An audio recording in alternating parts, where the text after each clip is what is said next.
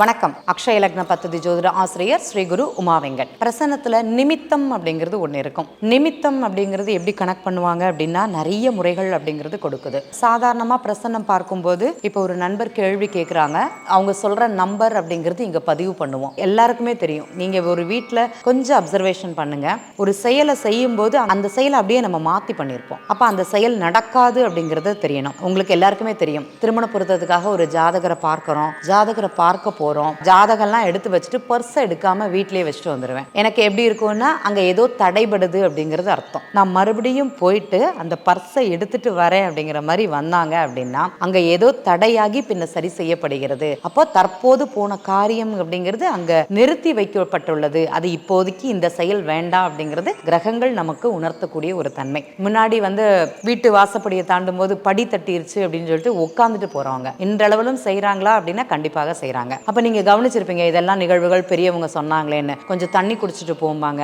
அதே மாதிரி ஒரு சுப நிகழ்வுகளுக்காக போகும்போது நல்ல சகுனம்னு சொல்லுவாங்க, நிமித்தம்னு சொல்லுவாங்க. அது இருந்தாதான் அந்த செயலை அவங்க அடுத்தடுத்து செய்வாங்க. சிலர் அப்படியே நின்றுட்டு அப்புறமாட்டி பார்த்துக்கலாம், ஒரு 10 நிமிஷம் இல்லைன்னா ஒரு 1/4 மணி நேரம் யாரையாட்டி நல்லதா பார்க்கும்போது சரி போகலாம் அப்படிங்கிற மாதிரி கிளம்புவாங்க. அந்த மாதிரி எல்லாம் அன்னைக்கு பார்த்துட்டு இருந்தாங்க. இன்னைக்கு ஒரு ஜாதகம் எடுக்கும்போது ஒரு செயலை செய்யும் போது நல்ல நிகழ்வுகளா நமக்கு கண்ணில் படுதான்னு பாருங்க. ஒரு டிவி ஓடுது, டிவியில் அப்போ தான் ஒரு அழுகை அப்படிங்கிறது வருது. நம்ம எதாட்டி செய்ய போகணும்னா இல்லை அது வேண்டாம் தடைபடுது அப்படிங்கிறத நம்ம உணரணும். இல்லைனா வெளியில் போகிறோம், என்ன நீ போறியா அப்படிங்கிற ஒரு வார்த்தை, அந்த வார்த்தைகளை சொல்லக்கூடாது. இல்லைனா அந்த வார்த்தை நமக்கு கேட்பாங்க, அதுவும் இருக்கும். அதே மாதிரி வெளியில் இறங்கும் போது என்ன சொல்லுவாங்கன்னா பெரியவங்க எங்கே போகிறேன்னு கேட்கக்கூடாதுன்னு சொல்லுவாங்க. அப்போ எங்கே போகிறேன்னு கேட்டால் அந்த காரியங்கிறது தடைபடும். இதெல்லாமே அங்கே நிமித்தமாக தான் நம்ம முன்னோர்கள் அப்படிங்கிறது எடுத்தாங்க. இன்னைக்கு பார்த்தீங்கன்னா எல்லாருமே அது ஒரு ஹாபியாக எங்கே போகிற, எப்போ வருவ, என்ன ஏது அப்படின்னு தான் சொல்லுவாங்க. எங்கே போகிறேன்னு கேட்கக்கூடாது, நீ எங்கே போறியோ சொல்லிட்டு போகலன்னா எங்கேருந்து வருவார் கேளு, மாற்றி யோசிக்கணும்னு சொல்லுவாங்க அல்லவா. அந்த மாதிரி தான் அந்த மாற்று யோசனைகள் அப்படிங்கிறது தான் இங்கே நமக்கு வெற்றியை கொடுக்குமானா கண்டிப்பாக கொடுக்கும். அப்போது ஒரு செயல் செய்யும் போது நிமித்தம் காரணமாக அது ஒரு தடையாக இருந்ததுன்னா அந்த செயல் செய்யக்கூடாது அப்படிங்கிறத மட்டும் நம்ம நன்றாக புரிந்து கொள்ள வேண்டும் அப்படிங்கிறது சொல்கிறேன். ஏன்னா ஒரு ஜாதகம் பார்க்க எடுக்கிறோம். உதாரணமாக இப்போ திருமண பொருத்தம் பார்க்குறாங்க அப்படின்னா ஒரு ஆணுடைய ஜாதகம் கரெக்டாக பதிவு பண்ணுறோம், பெண்ணுடைய ஜாதகம் பதிவு பண்ண போறோம். அப்ப பெண்ணுடைய ஜாதகம் போடும்போது அந்த date of birth, time of அதெல்லாம் கொஞ்சம் மாத்தி வந்துருச்சு,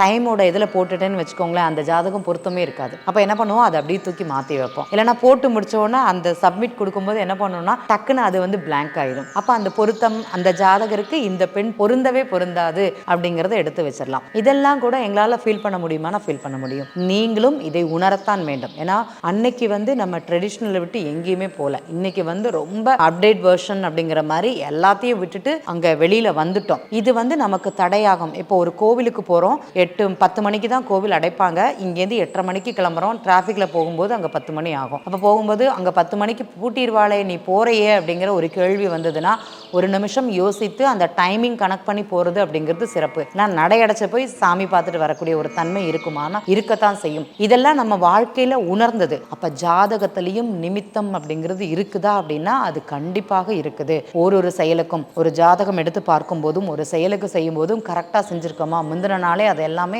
எடுத்து வச்சுக்கணுமானா கண்டிப்பாக எடுத்து வச்சுக்கணும்னு சொல்லுவோம். இப்ப பார்க்க வர்ற இடத்துல ஏதோ ஒரு பொருள் போட்டு உடையுது, ஜோதிடர்கள்ட்ட பேசிட்டு இருக்கீங்க, டபக்குன்னு ஏதாட்டி ஒரு பொருள் உடையுது, இல்லைன்னா ஒரு மரம் கூட விழுது, ஒரு காத்தடிக்குது, வேகமா காத்தடிக்குது, குப்பை எல்லாம் விழுது, இல்லைன்னா டக்குன்னு கரண்ட் போகுது, இதெல்லாம் நிமித்தமான கண்டிப்பாக நிமித்தம். பதட்டப்படணுங்கிறது கிடையாது, அது தாமதமாகும் அப்படிங்கிறத மட்டும்தான் அங்க எடுத்துக்கணும். தற்போது அந்த நிகழ்வு அங்க நடக்காது அப்படிங்கிறத புரிஞ்சுக்கணும். இதை உடனே அபசகனம், இது நடக்கவே நடக்காது, எல்லா இடத்துலையும் இது நடக்காது அப்படிங்கிறது கிடையாது. எப்போதுமே பொதுவுடைமூர்த்தி சார் சொல்லுவாங்க, ஒரு வாய்ப்பு மறுக்கப்படுகிறது என்றால் அதை விட சிறந்த வாய்ப்பு உங்களுக்கு வர காத்துன்னு இருக்குது அப்படிங்கிறத ஞாபகம் வச்சுக்கணும். ஸோ நிமித்தங்களை பற்றி நிறைய அப்சர்வேஷன் பண்ணுங்க அப்படிங்கிறத இந்த இடத்துல பதிவு பண்ணிக்கிறேன். நன்றி.